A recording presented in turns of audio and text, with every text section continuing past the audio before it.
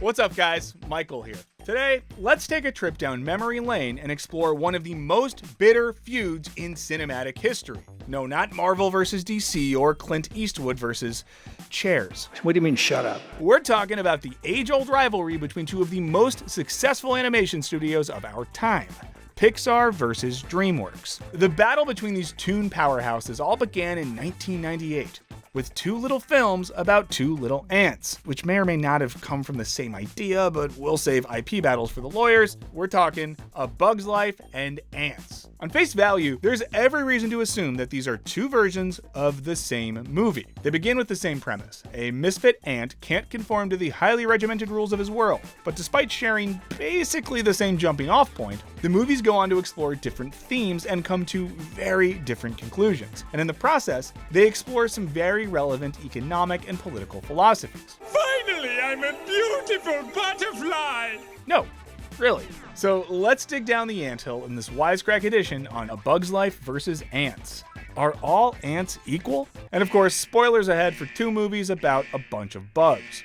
We've talked before about how animated films revolving around insect colonies can be damn effective allegories about human societies. And it's not hard to see why. Insect colonies are highly efficient, rigidly structured social systems in which each individual occupies a specific role. This makes them apt analogies for modern societies and a great backdrop for a plucky, non-conforming protagonist. Add that to the fact that in the late 90s, ants seemed like a relatively easy animal to bring to life with still nascent computer animation, and you can see why this idea had legs. 6 legs, to be exact. Now, the shared setup of the two films destined them to explore the conflict between individualism and conformity. But the way the two protagonists express their individualism and the way their efforts pan out reflects a stark ideological difference. Both movies depict an ant colony as a highly regimented society in which each individual ant is a worker, a member of the nobility, or in the case of ants, a soldier. In A Bug's Life, the work is largely agricultural, gathering food for the winter months. That's it, good! You're doing great! There you go! This is because the ants have to gather enough food not only for themselves, but also for a roving gang of grasshoppers. This is loosely based off one of Aesop's fables. The ant colony in A Bug's Life thus resembles a mostly pre-industrial colonial society where the colonists, the grasshoppers, are extracting natural resources from the ants through the exploitation of their labor. That's not unlike the way colonial powers like France exploited the resources and labor of Algeria. In exchange, the grasshoppers offer a vague veil of protection from other scary bugs who might do the ants even more harm. Listen, if you don't keep your end of the bargain, then I can't guarantee your safety. Here, the exploitation of the ants is being painted as being in their best interest. This too is not unlike the way colonial powers like France justified their colonization. By saying that they were actually acting in the Algerians' best interest, specifically by quote-unquote civilizing them, when they were in actuality violently oppressing them. Importantly, A Bug's Life also shows a society that's steeped in tradition and highly resistant to change. With Flick gone, he can't mess anything up. When Flick introduces a machine that can make gathering food go faster, he's dismissed and mocked. This is my new idea for harvesting grain. No more picking individual kernels. You can just cut down the entire stalk. Flick, we don't have time for this. Exactly. This lightly evokes some of the growing pains of industrialization, where machines drastically changed the skills needed to perform tasks that humans had been doing for centuries. In contrast, Antz depicts the colony as an explicitly industrial society, complete with unreliable public transit. Workers are made to constantly dig tunnels, haul dirt, and form wrecking balls out of their own bodies. The entire colony resembles a modern factory floor, complete with motivational posters that discourage idleness. The workers, perhaps uncoincidentally, resemble miners, an industry famous for widespread labor strikes and brutal crackdowns on them. The other faction of the colony in Antz is the military. Soldiers in the society enjoy a higher social status than the lowly workers. Why'd I have to be born a worker? You soldiers get all the glory, plus you get to go out in the world. You meet interesting insects, you get to kill them. Even though the selection process to determine their status is comically arbitrary. Worker. Soldier. This emphasis on a strong military along with a highly productive workforce resembles how a lot of industrial societies organized themselves after the First World War. The mass mobilization of an unprecedented number of military personnel occurred alongside an equally unprecedented increase in industrial production. This created nations where nearly every citizen was involved in at least one of those aspects of society. This made for even stronger national identities. We see this same sense of nationalism throughout the society depicted in Antz, where every member exists primarily to contribute to the colony, rather than to realize their own ambitions. A soldier knows that the life of an individual ant doesn't matter. What matters is the colony. From these two highly homogeneous societies, we get our two heroes, Flick and Z. Both exemplify individualism in the face of an overwhelmingly conformist environment. For Flick, this is expressed through his ingenuity and inventiveness, a la his new harvesting machine. But his genius is unappreciated by the ruling class, who wants him to simply fall in line and contribute to the common cause of the colony. In this way, Flick seems to evoke the ideals of author Ayn Rand. Her novel, The Fountainhead, centers around an architect who also struggles to bring his new ideas to fruition in an overwhelmingly conformist society. Near the end of the novel, the architect gives a speech that encapsulates Rand's philosophy of individualism, stating, "The great creators, the thinkers, the artists, the scientists, the inventors stood alone against the men of their time. Every great new thought was opposed. Every great new invention was denounced." According to Rand, the wealth of nations was created by these indispensable innovators, and any attempt to stifle their brilliance was an attack on their individual liberty. This proved a very convenient philosophy if you were one of these innovators, and it is still enjoyed by certain space-traveling, union-busting, tax-evading gazillionaires today. Z, on the other hand, is not a man of the mind, at least in the Randian sense. He's simply a disaffected worker whose role in industrial society has rendered him insignificant. The whole system makes me feel insignificant. Excellent. You've made a real breakthrough. I have? Yes, Z.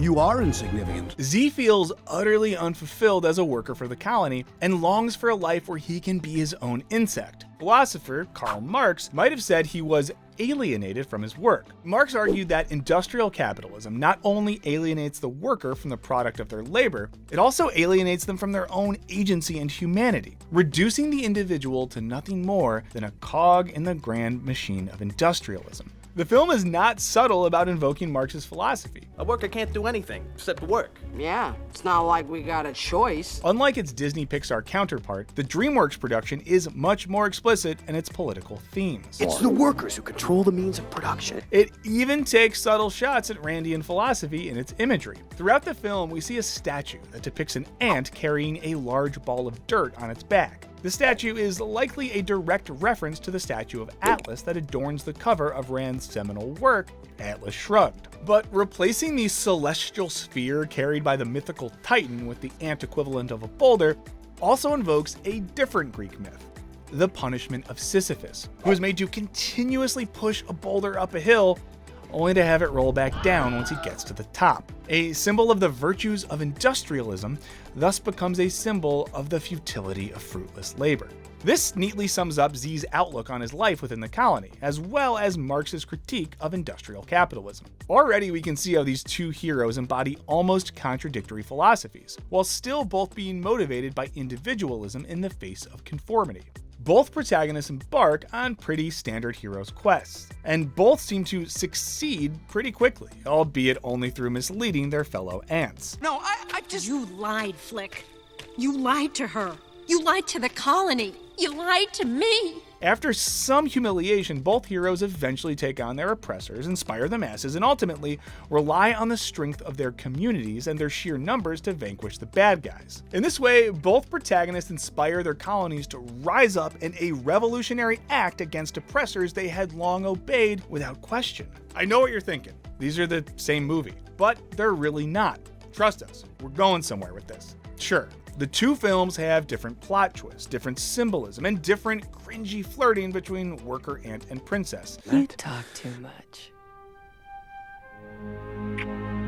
Gee, I think I'm about to become this strong silent type. This is, of course, made all the cringier by the casting, but we digress. But what's most interesting to us are the film's two conclusions about these acts of revolution and the New World Orders they result in. A Bug's Life ends with the ants overthrowing their colonial oppressors, adopting Flick's harvesting technology, and generally living happily ever after. This reiterates the idea of great men in the Randian tradition, who should be listened to by virtue of them being great. The subtle hints of inequality go further. The princess gets her crown, suggesting that the rigid order within the anthill will remain largely the same, even if the ants are now more efficient gatherers who can sneak in an occasional siesta. Antz, on the other hand, does something arguably more interesting. Notably, the villainous warrior ants' evil plan is to use the anthill's new expanded tunnel to flood the anthill and drown the lowly workers. Here, the supposed progress of expanding the anthill and making the colony stronger relies on the destruction of all the workers who made it possible in the first place. While technology in A Bug's Life makes things indisputably better, progress in Antz ends up threatening the lives of all the workers. This too is Marxist, and its condemnation of endless economic progress at the expense of the workers who enable that progress.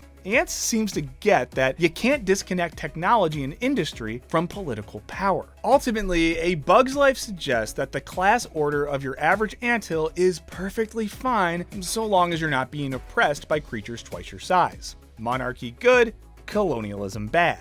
On the other hand, Antz suggests that the system itself is fundamentally broken. A Bug's Life depicts outside forces, i.e. grasshoppers, as the problem, but Antz suggests that class structures within the colony are to blame for oppression. Adding to that, A Bug's Life never really questions the contention that the princess's life is more valuable than that of a worker ant. Indeed, the colony watches Flick get beaten up by a very scary grasshopper for a while without intervening. It's only when the princess throws herself in front of him that they all rally. In contrast, the conflict in Antz is fundamentally about the disparities in power and opportunities afforded to ants based on their birthright as workers, soldier, or nobility. Z, perhaps not coincidentally the last letter of the alphabet, stands up to the princess and demands to be treated with respect. I order you to stop, worker! Hey, I got a name, okay? It's Z. And ultimately, the film champions the equal importance of every ant in contributing to the survival of the colony. This emphasis on the inherent value and equality of every individual is in line with the tradition of Marxist humanism, or in this case, antism. But interestingly or depressingly, whether or not you stand Marx, Antz doesn't do what A Bug's Life does. It doesn't really offer a solution to the problems faced by its anthill. In the conclusion, all the main character says is, there you have it. Your average boy meets girl, boy likes girl, boy changes underlying social order story. However, the film never really tells us what the existing social order was replaced with. Z does note that the anthill has been rebuilt and now has an indoor swimming pool. While this is probably a joke about the flood in the previous scene, you could charitably interpret it to mean that the workers might get some more leisure time going forward. Kinda like how you can play ping pong at your 60-hour-a-week startup job. Still, we don't get a definitive conclusion about how you can avoid oppressive social structures entirely in the context of an anthill or, allegorically, in the context of human society. In this way, although Antz is certainly the more radical of the two films, it arguably does itself a disservice by failing to show that there is indeed another way. In a way, the conclusion arguably reflects an overall lack of political imagination in the West to posit an alternative to industrial capitalism. Or, as the line that is often attributed to Frederick Jameson goes, it's easier to imagine the end of the world than the end of capitalism. Antz claims that the ants rallied to build a new world, but fails to imagine what that new world might look like. But what do you think? Are we overanalyzing a couple of fun, silly kids movies about ants? Or can we find surprisingly deep meditations on modern life in even the smallest of places? Let us know in the comments. Big thanks to our patrons for all your support, and be sure to check out our podcast. Crush that subscribe button like it's a fully conscious, self-actualized ant, and don't forget to ring that bell. And as always, thanks for watching. Later.